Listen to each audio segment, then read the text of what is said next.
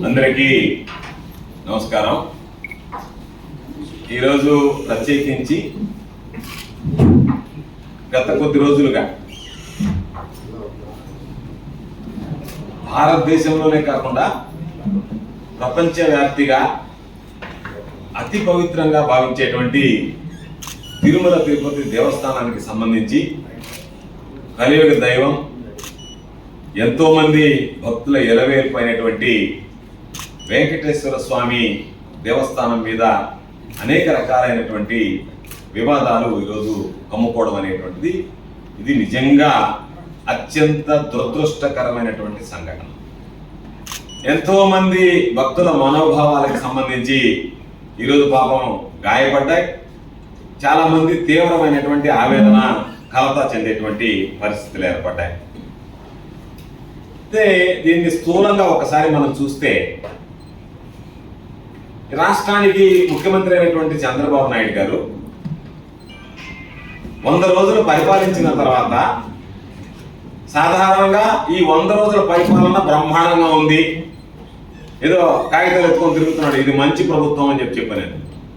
కాబట్టి అయ్యా ఇది మంచి ప్రభుత్వం, ఇదిగో ఈ చేశామని చెప్పుకోవాల్సినటువంటి పరిస్థితుల్లో అది చెప్పుకోలేక 100 రోజులకు సంబంధించి శాసనసభ్యులందరితో సమావేశం ఏర్పాటు చేసి మనం ఈ 100 రోజుల లోపల ఏమి చేసామో చెప్పుకోలేకపోతున్నాం. కాబట్టి వెంకటేశ్వర స్వామి మన రాజకీయాలకు అడ్డు పెట్టుకుని వాడుకొని తిరుమల తిరుపతి దేవస్థానం మీద మనం విషం కక్కేటువంటి విధంగా ఒక ప్రచారాన్ని తీసుకొస్తాము అని చెప్పినని దానిలో భాగంగానే ఆయన అక్కడ మాట్లాడడం, ఆ తర్వాత జరిగినటువంటి పరిణామాలన్నీ రావడం జరిగింది. నిన్న జగన్మోహన్ రెడ్డి గారు దీని మీద విషయాలు నిగ్గు తేల్చండి, ఇది ప్రపంచవ్యాప్తంగా ఉన్నటువంటి హిందూ సమాజానికి సంబంధించి భక్తులు, వెంకటేశ్వర స్వామి భక్తులకు సంబంధించినటువంటి అతి ప్రధానమైనటువంటి సమస్య. కాబట్టి దీనిలో వాస్తవాలు నిగ్గు తీర్చడానికి మీరు రంగంలోకి దిగి వాస్తవాలు ప్రజలకు తెలియజెప్పండి, భక్తులకు తెలియజెప్పండి. వెంకటేశ్వర స్వామి యొక్క ప్రాశస్త్యాన్ని, వెంకటేశ్వర స్వామి పూర్వ వైభవం ఏదైతే ఉందో ఆ వైభవాన్ని ఎక్కడా దెబ్బతినకుండా వైభవాన్ని కొనసాగించండి అని చెప్పి ఒక లేఖ రాశారు. చంద్రబాబు నాయుడు ప్రధానమంత్రికి జగన్మోహన్ రెడ్డి గారికి లేఖ రాస్తే కళ్ళు తాగినటువంటి కోతిలాగా ఇష్టారాజ్యంగా మాట్లాడడం, రకరకాలైనటువంటివి. ఎందుకంటే చంద్రబాబు నాయుడు ఫ్రస్ట్రేషన్, ఎందుకు ఫ్రస్ట్రేషన్ వచ్చింది, దీనివల్ల ఏదో లబ్ధి పొందాలనేటువంటి ఆలోచన చేశాడు. 2-3 రోజులు గడిచిపోయేటప్పటికీ అతి సామాన్యుడు కూడా ఓహో ఇది జరగలేదు, ఇది వాస్తవం కాదు, చంద్రబాబు నాయుడు కేవలం రాజకీయ కుట్రకోణంలో దీన్ని చూడడానికి ప్రయత్నం చేస్తున్నాడు, నానా రాతంతో సృష్టిస్తున్నాడు, దాని పరవసాన్ని మిగిలినటువంటిది అర్థమైపోయింది. కాబట్టి ఈరోజు చంద్రబాబు నాయుడు తాను సృష్టించుకున్నటువంటి సుడిగుండంలో తాను ఇరుక్కున్నట్టుగా, తాను విలువెల్లాడినట్టుగా పరిస్థితి ఏర్పడింది. కాబట్టి ఈరోజు చంద్రబాబు నాయుడు దానిలో నుంచి బయటకు రావడానికి రకరకాలైనటువంటి ప్రయత్నాలు, ఆ ఫ్రస్ట్రేషన్లో మాట్లాడేటువంటి పరిస్థితి ఏర్పడింది. ఈరోజు నేను అడుగుతున్నా, ఇప్పటి వరకు జరిగినటువంటి విషయాల గురించి మాట్లాడితే చంద్రబాబు నాయుడు నెయ్యి వెళ్ళింది అన్నాడు, అపచారం జరిగిపోయింది అన్నాడు, సంప్రోక్షణ చేయించాలన్నాడు, రకరకాలైనటువంటి దేవుడికి సంబంధించినటువంటి దాంట్లో ఏది చేయించాలన్నా ఒక భక్తుడుగా నేను కూడా వాటిని ఏమి తప్పుపట్టను. కానీ జరగరాని ఏదో జరిగింది అనేటువంటి ఒక అభూత కల్పన సృష్టించి దాని మీద ఈ కార్యక్రమాలు చేయాలనేటువంటి దుర్మార్గమైనటువంటి ఆలోచన చంద్రబాబు చేయడం అనేటువంటిది సరైనటువంటి పద్ధతి కాదు. ఈరోజు జరిగినటువంటి వాటి మీద విచారణ నిష్పక్షపాతంగా ఎప్పుడు జరుగుతుంది? ఎందుకు అన్నమాట చెప్తున్నావు? నీ నోటి గుండా నువ్వే ఏం మాట్లాడుతున్నావు, చంద్రబాబు నోటి గుండా చంద్రబాబు ఏం మాట్లాడుతున్నాడు, ఇది జగన్మోహన్ రెడ్డి గారికి గతంలో ఉన్నటువంటి ప్రభుత్వానికి ఆపాదించేటువంటి ప్రయత్నం చేశాడు. అటువంటి మాటలు మాట్లాడేటువంటి నువ్వు ఇది నిష్పక్షపాతంగా విచారణ జరగాలి అంటే నీ ఆధ్వర్యంలో, నీ ఆధీనంలో జరగడం శ్రేయస్కరం కాదు. దానిని నువ్వు కూడా కోరుకోకూడదు, భక్తులు కూడా కోరుకోవడం లేదు, ప్రజలు కూడా ఇష్టపడడం లేదు. ప్రజలందరూ కోరుకునేది నిష్పక్షపాతంగా దీని మీద దర్యాప్తు జరగాలి అంటే ఏదైనా కేంద్ర ప్రభుత్వ ఆధీనంలో ఉండేటువంటి స్వయం ప్రతిపత్తి కలిగినటువంటి సంస్థ ద్వారా, సిబిఐ లాంటిదో అలాంటి దాని ద్వారా, లేదా సుప్రీంకోర్టు జడ్జి ద్వారానో విచారణ జరిపిస్తే అసలు అక్కడ ఏ సిస్టమ్ ఉంది, ఏమి తప్పు జరిగింది అనేటువంటి వాస్తవాలు వెలుగులోకి చూస్తాయి. ఆ విధంగా కాకుండా ఏ విధంగా అయితే తిరుమల తిరుపతి దేవస్థానం ఈవుగా ఉన్నటువంటి శ్యామలరావుని కీలుబొమ్మలాగా నీ చేతిలో పెట్టుకుని వాడిస్తూ రోజుకు ఒక మాట మాట్లాడిస్తున్నావో, ఆయన ఏ విధంగా అయితే చిలక పలుకులు పలుకుతున్నాడో అదే దూరంలో ఒక ఐదు స్థాయి అధికారిని నీకు అనుకూలమైనటువంటి వాడిని వేసుకుని సిట్ పేరుతో దర్యాప్తు చేసి ఆ దర్యాప్తు ద్వారా నువ్వు లేనిపోయినటువంటి మీ అబద్ధాలు నీ నోటుకుండా వచ్చేటువంటి మాటల్ని అధికారులు నోటుకుండా చెప్పించి నిజం చేయాలనేటువంటి ఒక దుర్మార్గమైనటువంటి ప్రక్రియలో భాగమే ఈరోజు నువ్వు సిట్ వేయడం అని చెప్పి మేము అభిప్రాయపడుతున్నాం. కాబట్టి ఈరోజు ఒక్కసారి చూస్తే మొదట నువ్వు మాట్లాడినప్పుడు ఒక మాట మాట్లాడావు, అనిమల్ ఫ్యాట్ ఉందని చెప్పి మాట్లాడావు. ఈవో గారు ఏం చెప్పాడు, దాంట్లో వెజిటబుల్ ఫ్యాట్ ఉన్నట్టుగా కనుక్కున్నాం, దాంట్లో వనస్పతిలో ఉండేటువంటి విధంగా ఉన్నాయి అని చెప్పి మాట్లాడాడు. మరలా నువ్వు ప్రెస్ మీట్ పెట్టించి దానికి సంబంధించి లేదు, దాంట్లో ఎనిమల్ ఫ్యాట్ ఉందని చెప్పి ఒక రిపోర్ట్ చూపించి ఆ రిపోర్ట్ ద్వారా లేనటువంటి అబద్ధాన్ని నిజం చేసేటువంటి ప్రయత్నం చేస్తే, మరలా నువ్వు బలవంతం చేస్తే, ఏ నోటు గుండా అయితే ఈవో అనేటువంటి వ్యక్తి ఈరోజు దాని గురించి మాట్లాడాడు, ఏమని ఇదంతా వెజిటబుల్ ఫ్యాట్ అన్నటువంటి మాట్లాడినటువంటి ఆ వ్యక్తి చేత మరలా ఎనిమల్ ఫ్యాట్ అని చెప్పి మాట్లాడించు. ఈరోజు మా దగ్గర ఆధారాలు అన్నీ ఉన్నాయి, ఎవరెవరు ఎంతెంత సప్లై చేశారనేటువంటి ఆధారాలు ఉన్నాయి. మీడియా కావాలంటే ఇస్తాం. 2014 నుంచి 19 మధ్య ఏం జరిగింది, 2019, 24 తర్వాత ఏం జరిగింది, మరలా నువ్వు ముఖ్యమంత్రి అయిన తర్వాత ఎవరెవరు ఎంతెంత నెయ్యి ఏ స్థాయిలో తిరుమల తిరుపతి దేవస్థానానికి పంపించారో ఆ రోజు ఉన్నటువంటి నిబంధనలు ఏ విధంగా ఉన్నాయనేటువంటి దాని మీద కూడా మా దగ్గర మొత్తం ఆధారాలన్నీ ఉన్నాయి. ఆధారాలన్నీ కావాలంటే మీడియాకి ఇస్తాం. పాపం చంద్రబాబు నాయుడు మర్చిపోయినాడేమో అల్జీమర్స్ తో, చంద్రబాబు నాయుడు కూడా కాపీ కావాలంటే పంపిస్తాం. ఎందుకంటే చంద్రబాబు నాయుడికి ఇతర ప్రభుత్వాల మీద ఆరోపణలు తప్ప తన ప్రభుత్వం చేసినటువంటి దోషాలు ఎప్పుడు కనిపించేటువంటి పరిస్థితి ఉండదు. కాబట్టి ఏఆర్ డైరీ గురించి ఈరోజు మీరు మాట్లాడుతున్నారు. ఏఆర్ డైరీ ఎప్పుడు సరఫరా మొదలుపెట్టింది, జూన్ మొదటి వారంలో మొదలుపెట్టింది. జూన్ మొదటి వారంలో వాళ్ళకి సంబంధించినటువంటి దాంట్లో మొదలు పెట్టిందని మేము చెప్పడం కాదు, సాక్షాత్తు చంద్రబాబు నోటుకుండా చంద్రబాబు నాయుడే చెప్పాడు. జూన్ మొదటి వారంలో అని చెప్తే ఈ వ్యవహారం అంతా జూలైలో కనిపెట్టాము అని చెప్పి నువ్వు మాట్లాడావు. ఈ రోజు ఏ ప్రభుత్వం అధికారంలో ఉంది, జూన్లో కానీ జూలైలో కానీ? సరే, ఇంకో మాట చెప్పాడు, ఈరోజు తిరుమలకి సంబంధించి ఒక ల్యాబ్ ఉందా లేదా, ఆ ల్యాబ్ లో టెస్టులు చేస్తామా లేదా, నెయ్యి మీద ఆరోపణలు రావడం ఏం కొత్త ఇంకా. చంద్రబాబు నాయుడు ముఖ్యమంత్రిగా ఉన్నప్పుడు కూడా 2015 సంవత్సరంలో నెయ్యి గురించి ఆరోపణలు వచ్చాయి. బహుశా చాలా మంది పత్రికలు కూడా వచ్చాయి, ప్రధానమైనటువంటి పత్రికలు కూడా రాశాయి.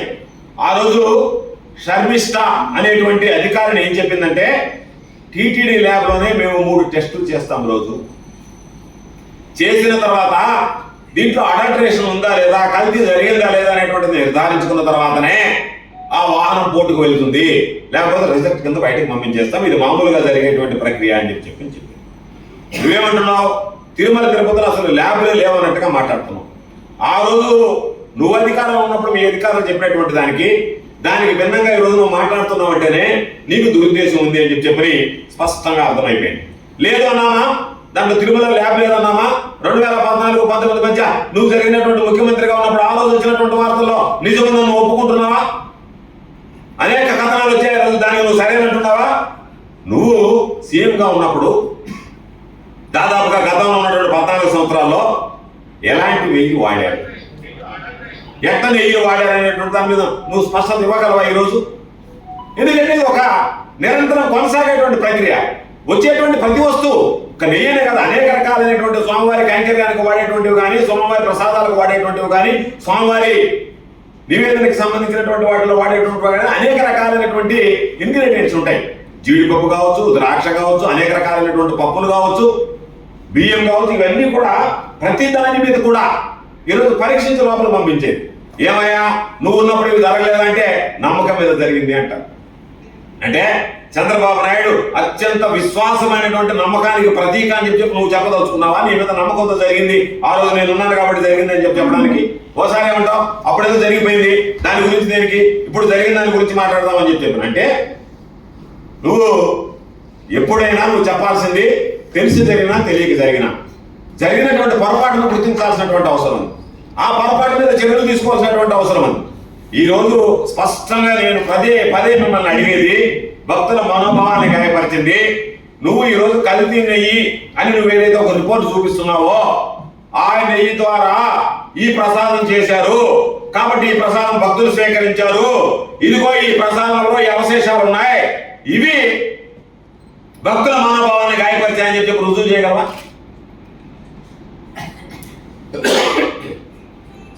ఆ విధంగా కాకుండా కల్తీ నెయ్యి వచ్చింది, ఆ నెయ్యిని వాడారా అంటే ఒకవేళ వాడుంటే మీదే తప్పు. జూన్లో నువ్వు ముఖ్యమంత్రిగా ఉన్నావు, నీ ప్రభుత్వం ముఖ్యమంత్రిగా ఉంది.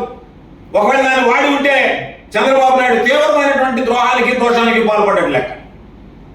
కాబట్టి అసలు ప్రసాదాల గురించి, ప్రసాదంలో ఉన్నటువంటి దాని గురించి మాట్లాడకుండా వచ్చి రిజల్ట్ అయినటువంటి ట్యాంకర్ గురించి మాట్లాడి దాని ఏదో లేనిపోయినటువంటి సృష్టించి నీ మాటల వల్ల ఎంతమంది భక్తుల మనోభావాలు గాయపడుతున్నాయనేటువంటిది దృష్టిలో పెట్టుకోకుండా ఈరోజు ఇష్ట ప్రకారం నేను మాట్లాడతానని చెప్పి మాట్లాడేటువంటి పరిస్థితి. కాబట్టి ఇది జూన్ 5వ తేదీ నుంచి ఏదైతే ఉన్నాయో వాళ్ళు నెయ్యి సప్లై చేస్తే జూలై 7వ తేదీ ఇవన్నీ విషయాలన్నీ బయటకు వచ్చాయని నువ్వు మాట్లాడుతున్నావు. అయితే నీ హయాంలో సంబంధించినటువంటి నీ హయాంలో జరిగినటువంటి వాటి మీద ఏమాత్రం సిగ్గు ఎక్కువ లేకుండా నిస్సిగ్గుగా ఈ ప్రభుత్వం మీద నువ్వు ఏ విధంగా విమర్శిస్తావు, ఏ విధంగా విమర్శలు గుర్తిస్తావు? ఒకవేళ నిజంగా ఏదైనా జరగాలని జరుగుంటే ఆ రోజు అవశేషాలు కనుక్కున్న తర్వాత లేదా నీకు సంబంధించినటువంటి సిబ్బంది ఎవడన్నా సరే పొరపాటు చేసి తప్పు నుండి యానిమల్ ఫాట్ ఉండేటువంటి ట్యాంకర్ని లోపలికి వదిలిపెట్టుంటే జూన్ జూలైలో నువ్వు ముఖ్యమంత్రిగా తీరని ద్రోహం చేసినటువంటి లెక్క, భక్తులకి తీరని అన్యాయం జరిగినటువంటి లెక్క, తీవ్రమైనటువంటి దోషాలను నువ్వు పాల్పడ్డట్టు లెక్క. కాబట్టి నీ ప్రభుత్వంలో వచ్చినటువంటి దాన్ని ఎప్పుడో జూన్లో ప్రారంభమైతే జూలైలో వస్తే దాన్ని సెప్టెంబర్లో నువ్వు మాట్లాడుతున్నావంటేనే దీంట్లో ఒక కుట్రకోణం దాగి ఉందనేటువంటిది స్పష్టంగా ఈరోజు అర్థమయ్యేటువంటి పరిస్థితి ఏర్పడింది. పాపం ప్రాయశ్చిత్త దీక్షలను కొత్తగా పవన్ కళ్యాణ్ గారు చెప్పాడు. ప్రాయశ్చిత్త దీక్షలు అంటే ఆయనేమో నేను ప్రాయశ్చిత్త దీక్ష అన్నాడు. దేనికి? నువ్వు మాట్లాడినటువంటి మాటలకు ప్రాయశ్చిత్త దీక్ష అని నేను అభిప్రాయపడుతున్నాను. ఎందుకంటే నిన్న ప్రాంతం నానాజీ అనేటువంటి వ్యక్తి ఒక దళిత డాక్టర్ని దూషించి, నేను దూషించి తప్పు చేశా, నా మాటల వల్ల తప్పు జరిగింది కాబట్టి నేను ప్రాయశ్చిత్త దీక్ష చేసుకుంటానని చెప్పి రూపాయలు దూషించాను. అంటే ప్రాయశ్చిత్త దీక్ష నీకు సంబంధించినటువంటి జనసేన పార్టీ ఎందుకు చేస్తుంది? ఏదైనా ఒకరిని దూషించడమో తప్పులు మాట్లాడితే ప్రాయశ్చిత్త దీక్ష. అందుకని వెంకటేశ్వర స్వామి మీద కూడా నేను నానా మాటలు అనకూడనటువంటి మాటలు వెంకటేశ్వర స్వామిని అడ్డు పెట్టుకుని చంద్రబాబు సహవాస దోషంతో నేను రాజకీయ విమర్శలకు పాల్పడ్డాను కాబట్టి దానికి ప్రాయశ్చిత్త దోషం చేసుకుంటున్నావా? లేదు దేనివల్ల ప్రాయశ్చిత్త దోషం చేసుకుంటున్నావు, ఏది జరగరాని జరిగితే ప్రాయశ్చిత్త దోషం చేసుకుంటున్నావు అనేటువంటి దాని మీద స్పష్టత ఇవ్వాల్సినటువంటి అవసరం ఉంది. కాబట్టి ఈరోజు చంద్రబాబు నాయుడు కొన్ని మాటలు మాట్లాడాడు, అవి కూడా ఉటంకిస్తున్నాను. ఎందుకంటే మా దగ్గర టెండర్ ఉంది, టెండర్ షెడ్యూల్ ఉన్నాయి, ఏ విధంగా దానికి సంబంధించినటువంటి ఆధారాలు అన్ని కూడా ఉన్నాయి మా దగ్గర. ఏమి చంద్రబాబు నాయుడు లాగా దాచిపెట్టాల్సినటువంటి పని లేదు. ప్రభుత్వాలు గత ప్రభుత్వాలు పనిచేసినటువంటి విషయంలో అన్ని విషయాలు అనేటువంటి ఏమన్నారు చంద్రబాబు నాయుడు? 5 ఏళ్ళు ఎక్స్పీరియన్స్ ఉండాల్సింటే ఏడాదికి తగ్గించారు, దానికి సంబంధించిన ఒక పచ్చి అబద్ధం మాట్లాడాడు. అదే కంపెనీకి ఉండాల్సినటువంటి ఉత్పత్తి సామర్థ్యం, ప్రొడక్షన్ కెపాసిటీని తగ్గించి ఆ తగ్గించినటువంటి దానివల్ల ఇవన్నీ జరిగే వాళ్ళకి సంబంధించినటువంటి వాళ్ళకి ఇచ్చారని చెప్పాడు. ఏదైనా సరే ఏడాది అనుభవం ఉంటే, ఈరోజు నేను ఒక మాట చెప్తున్నా, 5 ఏళ్ళ ఎక్స్పీరియన్స్ అనేటువంటిది ఒక డైరీ ఫీల్డ్ లో 5 సంవత్సరాల అనుభవం ఉండాలనేటువంటిది మేము తీసుకొచ్చినటువంటి నిబంధన. నీ హయాంలో ఉన్నటువంటి నిబంధన డైరీ ఫీల్డ్ లో 1 సంవత్సరం ఎక్స్పీరియన్స్ ఉంటే సరిపోతుంది అని చెప్పి నీ హయాంలో ఉంటే, మేము వచ్చిన తర్వాత ఆ నిబంధన సడలించి 5 సంవత్సరాల డైరీ ఫీల్డ్ ఎక్స్పీరియన్స్ ఉండాలని చెప్పి తీసుకురావడం జరిగింది.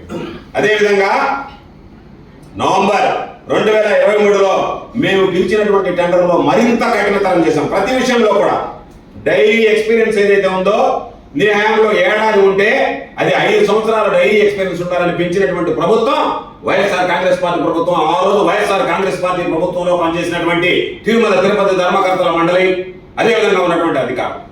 నీ దగ్గర నేషనల్ టెండర్లకు సంబంధించి అంటే జాతీయ స్థాయిలో ఎవడైనా పార్టిసిపేట్ చేసేటువంటి దాంట్లో పాల సేకరణ సామర్థ్యాన్ని 4 లక్షల లీటర్లకు పెంచాం. ప్రతిరోజు ఉండేటువంటి సేకరణ నెలకు కనీసం 360 టన్నుల నెయ్యి ఉత్పత్తి సామర్థ్యం ఉండాలని చెప్పని ఈరోజు మేము చేసాం. నెలకి ఏదైతే మనం ఇచ్చేటువంటి కాంట్రాక్ట్ ఉందో అది గతంలో నువ్వు ముఖ్యమంత్రిగా ఉన్నప్పుడు కేవలం 240 టన్నుల ఉత్పత్తి చేసేటువంటి సామర్థ్యం ఉంటే సరిపోతుంది అని చెప్పి నువ్వు ఇస్తే దానిని 50% అదనంగా పెంచి వాటికి సంబంధించి 360 టన్నుల నెయ్యి ఉత్పత్తి సామర్థ్యం ఉండాలి అని చెప్పి ఆ నిబంధనని తీసుకొచ్చినటువంటి వాళ్ళం మేము. ఎందుకంటే నువ్వు చెప్పావు ఉన్నటువంటి కఠినతరమైనటువంటి నిబంధనలను సులభతరం చేసి దాని ద్వారా ఎవరంటే వాళ్ళకి ఇచ్చి ఇటువంటి అపచారాలకి వీళ్ళు పాల్పడ్డారని మాట్లాడుతున్నావు. కాబట్టి నీకు తెలియాలనేటువంటి ఆలోచనతో చెప్తున్నా. 240 టన్నులు నెలకు సామర్థ్యం ఉంటే సరిపోతుందంటే దాన్ని 360 టన్నులకు పెంచాం. దీనికి సంబంధించినటువంటి దాంట్లో ఒక్క సంవత్సరం డైరీ ఎక్స్పీరియన్స్ ఉంటే చాలంటే 5 సంవత్సరాల డైరీ ఎక్స్పీరియన్స్ ఉండాలని చెప్పి పెంచాం. అదేవిధంగా ఏడాది టర్నోవర్ నీ హయాంలో 150 కోట్ల టర్నోవర్ ఉంటే చాలా కంపెనీకి, ఆ కంపెనీకి మనం దారాదత్తం చేయించంటే 150 కోట్లు కాదు 500 కోట్ల టర్నోవర్ కలిగినటువంటి సామర్థ్యం ఉండాలి సంవత్సరానికి అని చెప్పి 3 రెట్లు అధిక సామర్థ్యం కలిగినటువంటి వాటికి ఇవ్వాలని చెప్పి ఆ నిబంధన తీసుకొచ్చినటువంటిది మా ప్రభుత్వంలో పనిచేసినటువంటి ధర్మకర్తల మండలి. అదేవిధంగా ఈరోజు ప్రతి ఏడాదికి 5,000 టన్నుల ఉత్పత్తి ఉండాలని చెప్పి ఈరోజు నిర్దేశించాం. దాని ప్రకారం మార్గదర్శకాలు తయారు చేశాం. దాని ప్రకారం టెండర్లు విడుదల చేశాం. దాని ప్రకారం వచ్చినటువంటి వాళ్ళకి టెండర్లు ఇచ్చాం. ఈరోజు నువ్వు అడుగుతున్నావు, చంద్రబాబు చెప్తున్నాడు 320 కేజీలకి నెయ్యి ఎలా వస్తుంది అని చెప్పి చంద్రబాబు నాయుడు నంగరాజు మాటలు. ఎందుకంటే హెరిటేజ్ డైరీలో ఉన్నటువంటి నీలాగా ఊడ్చుకోవాలా దోచుకోవాలనేటువంటి ఆలోచన చేస్తున్నామో తెలియదు కానీ 320 కేజీ నేను అడుగుతున్నా 320 రూపాయలకి నెయ్యి ఎలా వచ్చిందన్నావే? నువ్వు నీ హయాంలో కొనుగోలు చేసినటువంటి రేటు ఎంత ఆలోచన? 273 రూపాయలకు కొనుగోలు చేసి నీ హయాంలో కేజీ నెయ్యి 273 రూపాయలకు కొనుగోలు చేశావు. ఇకపోతే నందిని నెయ్యి ఎంత కొనుగోలు చేసావు? 306 రూపాయలకి. కర్ణాటక మిల్క్ ఫెడరేషన్కి సంబంధించినటువంటి నందిని బ్రాండ్ అని 306 రూపాయలు కొనేసావు. చివరికి నువ్వు దిగిపోయే సంవత్సరం కూడా నువ్వు కొనుక్కున్నటువంటి రేటు 320 రూపాయలే. ఎందుకంటే రేటు ఎంత ఉంది అనేటువంటిది రిటైల్ వ్యవస్థలో ఒక రేటు ఉంటుంది, బల్క్ వ్యవస్థలో ఒక రేటు ఉంటుంది, ఒక్కొక్కరికి డెలివరీ మెకానిజంలో ఒక్కొక్క రేటు ఉంటాయి. ఈరోజు ఒక్కసారి అమెజాన్ కొట్టి చూడండి, నెయ్యికి సంబంధించి రకరకాలైనటువంటి రేట్లు వస్తాయి. జియో మార్ట్లో కొట్టి చూడండి, రకరకాలైనటువంటి రేట్లు వస్తాయి. ఈరోజు చూస్తే ఇది బ్రిజ్ గోవాలా అనేటువంటి దాని కంపెనీకి సంబంధించినటువంటి ఈరోజు పెట్టినటువంటిది. నీకు 1 కేజీ కావాలన్నా కూడా బల్క్ కాదు, 1 కేజీ కావాలన్నా సరే ప్యూర్కి మీరు ఎక్కడైనా సరే 399 రూపాయలకు ఇస్తాను నేను కేజీ నెయ్యి అని చెప్పి అంటే డెలివరీ ఛార్జెస్ తో సహా 399 రూపాయలకి నేను నెయ్యి ఇస్తానని చెప్పి ఈ రోజు ఉన్నటువంటి రేటు. కాబట్టి నువ్వు 1 కేజీ 399 రూపాయలకి ఉన్నప్పుడు టన్నులు 1000 టన్నులు కొనుక్కునేటప్పుడు బల్క్ లో ఏ విధంగా ఉంటుందనేటువంటి చెప్పాలి. ఒక సీజన్ లో పాలు ఎక్కువ వస్తాయి, ఒక సీజన్ లో పాలు తక్కువ వస్తాయి. పాలు ఎక్కువ వచ్చినటువంటి సీజన్ లో ఒక రేట్ ఇస్తారు, పాలు తక్కువ ఉన్నప్పుడు ఒక రేట్ ఇస్తారు. కాబట్టి ఇవన్నీ కూడా ఏమి ఆలోచన లేకుండా ఏదో నువ్వు మహాభేదాలు అన్నట్టుగా ఆ రేటుకి ఎట్టుకుంటారని చెప్పిన మాట్లాడు. కాబట్టి రేటు ఎంత ఉండాలనేటువంటిది కూడా ఇంకా టీటీడీకి సంబంధం లే, టెండర్ల ప్రక్రియ అవసరం లే. బాబు గారు ఎంత చెప్తే అంత అని చెప్పి మీ పార్టీకి సంబంధించినటువంటి ఏదైనా మంత్రిమండలిలో తీర్మానం చేయించి లేదా జీవో విడుదల చేయించి మరి మొత్తం ముఖ్యమంత్రి నిర్ణయిస్తాడు. రేపటి నుంచి టెండర్ వద్దు ఏమొద్దు, ఆయన నోటుకుండా వచ్చినటువంటి రేటు ఎంత ఉంటే అంత అని చెప్పి ఒక పద్ధతి పాట లేకుండా నువ్వేమన్నా ఒక నిర్ణయం తీసుకోదలుచుకున్నావా? అటువంటి నిర్ణయాన్ని ఏమన్నా నువ్వు తీసుకోవడానికి సిద్ధంగా ఉన్నావా? లేకపోతే చెప్పు కాంట్రాక్ట్ పద్ధతి రద్దు చేసేద్దాం, దానికి సంబంధించి మీ మంత్రుల చేత నీకు ధైర్యం ఉంటే కేబినెట్ లో సమావేశం ఏర్పాటు చేయించి మొత్తం ముఖ్యమంత్రి గారి నిర్ణయాలు తీసుకుంటాడు, ముఖ్యమంత్రి గారి రేటు నిర్ణయిస్తాడు, ముఖ్యమంత్రి గారు ఎవరికి ఇవ్వాలనో ముఖ్యమంత్రి నిర్ణయిస్తాడు అనేటువంటి ఒక నిర్ణయం తీసుకుని ప్రకటించు. అదే ఈరోజు ఏదైనా సరే దానికి సంబంధించి ఒక ప్రొసీజర్ ఉంటుంది, దాని ప్రకారం నడుచుకుంటాం. అతి పవిత్రమైనటువంటి పుణ్యక్షేత్ర విషయంలో ఎవరు కూడా రాజీ పడేటువంటి విధంగా ఎవరు ఆలోచించాల్సినటువంటి అవసరం ఉంది. కాబట్టి అవన్నీ పక్కన పెట్టి ఈరోజు ఏదో మామూలుగా నువ్వే సర్టిఫై చేస్తే సరిపోయేటట్టుగా గతంలో అంతా నువ్వే ఇచ్చినట్టుగా నువ్వే సర్టిఫై చేసుకుంటా రాష్ట్రానికి ముఖ్యమంత్రిగా ఉండేటువంటి వాళ్ళు ఈరోజు నందిని నెయ్యి గురించి మాట్లాడాడు. మేము ఉన్నప్పుడు మొత్తం నందిని బ్రాండ్ నెయ్యి అని మాట్లాడాడు. నేను అడుగుతున్నా 2015 నుంచి 2019 వరకు ఎన్ని సంవత్సరాలు నువ్వు నందిని బ్రాండ్ కి సంబంధించినటువంటి నెయ్యి వాడావో దాని మీద సమాధానం చెప్పు. 6 నెలలకు మించి నువ్వు వాడావా? 2015 2019 మధ్య మా దగ్గర ఉన్నటువంటి రిపోర్ట్ ప్రకారం నీకు కావాల్సినటువంటి ఆధారాలన్నీ చూపిస్తాం. ఎవరు ఎలగొండ వచ్చారు, ఎవరు ఎంత ఇచ్చారు, ఎవరు రివర్స్ సెంటర్ లో పార్టిసిపేట్ చేశారు అన్ని 2014 నుంచి 2024 దాకా ఇస్తాం. నీ హయాంలో నువ్వు మన నీరుగా మాట్లాడతా నంది బ్రాండ్ కి సంబంధించి కాకుండా ఎందుకు మిగతా బ్రాండ్ పోయావు? నీ హయాంలో ఎందుకు వాడలేదు నువ్వు నంది బ్రాండ్? అంటే ఎదుటోడికి చెప్పడానికి నీతులు ఉంటాయా? నువ్వు నేను నీతి మానవండి, నేను మీ ఎదుటోడికి మాత్రం నీతులు చెప్తానని చెప్పదలుచుకున్నావా? దానిలో భాగంగా నువ్వేం చెప్పావు? దానికి సంబంధించి నెయ్యి సప్లైలో కూడా ఎన్ని అబద్ధాలు చెప్పాలని అబద్ధాలు చెప్తే ఈరోజు మనం చూసినటువంటి దాని ప్రకారం చెప్పు. నేను కాదు ఇన్ని సంవత్సరాలు మొత్తం నేను నంది బ్రాండ్ నెయ్యి వాడాలని నీ నోటుకుండా రాగలదా? చెప్పగలవా? కానీ నువ్వు మన ఏం చెప్పావు, నంది బ్రాండ్ వాడుకున్నా మిగతా బ్రాండ్లు ఎందుకు వాడాను, నీ హయాంలో నువ్వు ఎందుకు వాడలేదు, ముందు దానికి సమాధానం. అంటే జనాల దృష్టి వల్ల చేదో జరగడానికి జరిగిపోయిందని చెప్పి చెప్పడానికి. మీ కొడుకే ఉన్నాడు, ముఖ్యమంత్రి అనేవాడు కేవలం ఈవో అని మంచివాడని చూసి నిర్వహిస్తాడు అన్నాడు. ఆ నియామకం ఒక్కటే ముఖ్యమంత్రి తీసుకునేటువంటి చర్య అన్నాడు. అటువంటిది సిగ్గు ఎగ్గు లేకుండా మీరు మాట్లాడుతున్నారంటే నీ కొడుకు చెప్పినటువంటి మాటే మాకు సంబంధం ఉండదు, ప్రభుత్వానికి సంబంధం ఉండదు, ముఖ్యమంత్రికి సంబంధం ఉంటుంది, ముఖ్యమంత్రికి సంబంధం ఉండదు, ముఖ్యమంత్రికి సంబంధం ఉండదు కాబట్టి సమర్థవంతమైనటువంటి అధికారిని అక్కడ ఉన్నటువంటి ధర్మకర్తల మండలిని నియమించేదే మా బాధ్యత అని చెప్పాడంటే, నువ్వు నిశ్చితుగా ఈరోజు జగన్మోహన్ రెడ్డి గారి మీద విమర్శలు చేస్తున్నావు అంటే నీకు రాజకీయంగా పాపం గడుపుకోవడానికి, రాజకీయంగా విమర్శలు చేసి ఏదో ఒక విధంగా దీన్ని జగన్మోహన్ రెడ్డి గారి మీద బురదలాలనేటువంటి ఆలోచన ఉన్నట్టు అర్థం ఉందా లేదా? కాబట్టి దురదృష్టకరమైనటువంటి సంఘటన ఏంటంటే ఇంతమంది ఆరాధ్య దైవమైనటువంటి వెంకటేశ్వర స్వామిని కూడా వదిలిపెట్టకుండా దేవుడు లాంటి పిల్లనిచ్చినటువంటి మామకు వెన్నుపోటు పొడిచినటువంటి చంద్రబాబు చివరికి కలియుగ దైవం వెంకటేశ్వర స్వామిని కూడా విడిచిపెట్టకుండా ఆయన్ని కూడా అడ్డు పెట్టుకుని నీచమైనటువంటి రాజకీయాలకు పాల్పడేటువంటి పరిస్థితి రావడం నిజంగా దౌర్భాగ్యం. కాబట్టి ఈ రోజు నువ్వు మాట్లాడావు, నేను శ్యామలరావును పెట్టి దానిని ప్రక్షాళన చేయడానికి కోరుకున్నాను. శ్యామలరావును పెట్టి ప్రక్షాళన చేయడానికి కోరుకున్నావా? శ్యామలరావు లాంటి అధికారులు పెట్టి ఆ దేవాలయానికి లేనిపోయినట్టు ఉన్నటువంటి పవిత్రతను చెడగొట్టి అపవిత్రతను అంటగట్టడానికి ఈరోజు నువ్వు ప్రయత్నం చేస్తున్నావు అనేటువంటి దాని మీద స్పష్టత ఇవ్వాల్సినటువంటి అవసరం ఉంది. కోట్ల మంది భక్తులకు సంబంధించి ఈరోజు వాళ్ళ మనోభావాలు గాయపడ్డాయి, దెబ్బతీశారు. కాబట్టి తిరుమల తిరుపతి ఈవో గారికి ఒక చిన్న సూచన ఇస్తున్నాను నేను. ఎందుకంటే అధికారాలు ఉంటాయి పోతాయి, అధికారులు అనేవాడు శాశ్వతం కాదు. కానీ ఈరోజు ఈవోగా నియమింపబడ్డటువంటి మీరు మీ హయాంలో జరిగినటువంటి అవకతవకల మీద మీరు కేంద్రం మీద అవుతున్నారు. మీరు దీనికి సంబంధించి నోరు విప్పకుండా చిలక పలుకులు పలకమంటే ఏ పలుకులు చంద్రబాబు పలకమంటే ఆ పలుకులు పలికితే మీ హయాంలో తిరుమల తిరుపతి వెంకటేశ్వర స్వామికి ఎనలేనటువంటి అప్రతిష్ట తెచ్చుకున్నటువంటి ఒక మార్క్ మీ మీద మచ్చ, తొలగినటువంటి మచ్చ జీవితకాలం మీద ఉంటుంది. ఎప్పుడంటే ఇప్పుడు కాదు, భవిష్యత్తులో కూడా శ్యామలరావు ఉన్నప్పుడు విధంగా జరిగిందనేటువంటి మచ్చ. కాబట్టి దయచేసి మీ అంతరాత్మను ప్రశ్నించుకోండి. మీ అంతరాత్మను ప్రశ్నించుకొని ఒక పవిత్రమైనటువంటి దేవాలయం దగ్గర, పవిత్రమైనటువంటి దేవుడి దగ్గర ఈరోజు సేవ చేసేటువంటి అవకాశం మీకు వచ్చింది. కాబట్టి చంద్రబాబు నాయుడు చెప్పినట్టుగా నేను మాట్లాడతాననేటువంటిది విడనాడి దేవుడు వెంకటేశ్వర స్వామి నియామకం వల్ల చంద్రబాబు నాయుడు బుద్ధి మారి నిన్ను వేసాడు అక్కడ అనేటువంటిది మనసులో పెట్టుకొని భక్తుల మనోభావాన్ని గాయపడకుండా భక్తుల అభిప్రాయాన్ని గౌరవించి ముందుకు నడుచుకోవాల్సినటువంటి బాధ్యత ఈరోజు టీటీడీ ఈవో శ్యామలరావు మీద ఉంది అనేటువంటిది ఈ సందర్భంగా స్పష్టంగా చెప్తున్నాను. అందుకనే ఈరోజు మీ ఆలోచన ఏమిటి అంటే ప్రభుత్వ వైఫల్యాలు, ఎవడైనా 100 రోజులకు సంబంధించి ప్రభుత్వ వైఫల్యాలను గురించి మామూలుగా మాట్లాడతాడేమో అనేటువంటి ఆలోచనతో ఈ ప్రభుత్వం ఏమి చేసింది అని చెప్పుకోలేక, చెప్పుకుంటే జనాలందరూ ప్రశ్నిస్తారు, ప్రతిపక్షాలు అందరూ కూడా ప్రజలందరూ కూడా మనల్ని ప్రశ్నిస్తారు, ఏమి చేసావా నువ్వు 100 రోజులకు మాట్లాడుతున్నావు అని చెప్పని ఆ 100 రోజుల పాలన నుంచి బయటపడడానికి, దుష్ట పరిపాలన నుంచి బయటపడడానికి, చెడు పరిపాలన నుంచి బయటపడడానికి, దుర్మార్గమైనటువంటి పరిపాలన నుంచి బయటపడడానికి ఈరోజు నువ్వు దీన్ని ఎన్నుకొని ఆ ప్రభుత్వ వైఫల్యాల మీద ప్రజలు ఆగ్రహంగా ఉన్నారు. కాబట్టి ఈరోజు అన్ని రకాలైనటువంటి తప్పులు చేసావు, హామీలు నెరవేర్చలేదు. చివరికి నేనే నిలబడతానని పాపం పవన్ కళ్యాణ్ ఒక పక్క, చంద్రబాబు నాయుడు ఒక పక్క స్టీల్ ప్లాంట్ మా మీద నుంచి పోవాలని చెప్పి మాట్లాడారు. ఈ రోజు ఆ స్టీల్ ప్లాంట్ కి సంబంధించి శుభ్రంగా దాని మూసివేత పనులు కూడా అమ్మివేసేటువంటి ప్రయత్నాలు జోరందుకున్నాయి. అయినా మీరు దాని గురించి మాట్లాడకుండా డైవర్షన్ పాలిటిక్స్. ఎందుకంటే ప్రభుత్వ వైఫల్యాలు, వరదల్లో మనుషులు చనిపోయారు, వీటి నుంచి బయటపడడానికి రకరకాలైనటువంటివి ఉన్నాయి. కాబట్టి ఉద్యోగాలు, జీతాలు కత్తిరించారు, దీనికి సంబంధించినటువంటి స్టీల్ ప్లాంట్ అమ్మేశారు, దానికి అనుబంధంగా ఉన్నటువంటి కంపెనీని అమ్మేశారు, స్టీల్ ప్లాంట్ అమ్మేటువంటి ప్రయత్నం జరుగుతుంది. కాబట్టి ప్రభుత్వ వైఫల్యాల మీద, మీరు చేసినటువంటి అరాచకాల మీద ప్రజల దృష్టి మరల్చడానికి వెంకటేశ్వర స్వామిని వాడుకొని ఇటువంటి పనులు చేయడం సరికాదు.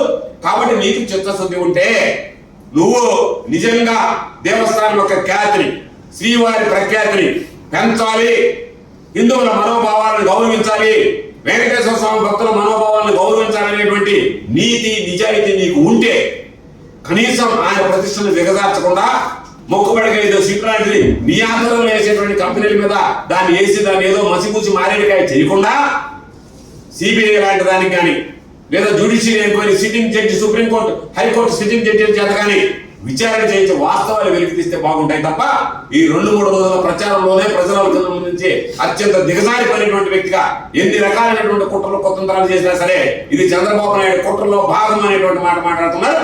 నేను మాట్లాడుతున్నా నీకు దమ్ము ధైర్యం ఉంటే ఈరోజు దాని గురించి మాట్లాడడం వదిలిపెట్టి స్వామివారి ప్రసాదంలో ఇదిగో ఈ అవశేషాలు కనిపెట్టామని చెప్పి రుజువు చేసేటువంటి దమ్ము ధైర్యం నీకుందా అని చెప్పి సవాల్ విసురుతూ ఎక్కడైనా వెంకటేశ్వర స్వామి ఖ్యాతిని ప్రఖ్యాతిని తిరుమల తిరుపతి దేవస్థానానికి ప్రపంచవ్యాప్తిగా ఉన్నటువంటి ఆ ఆదరణ అభిమానాన్ని తరగనీయకుండా చర్యలు తీసుకుంటాం.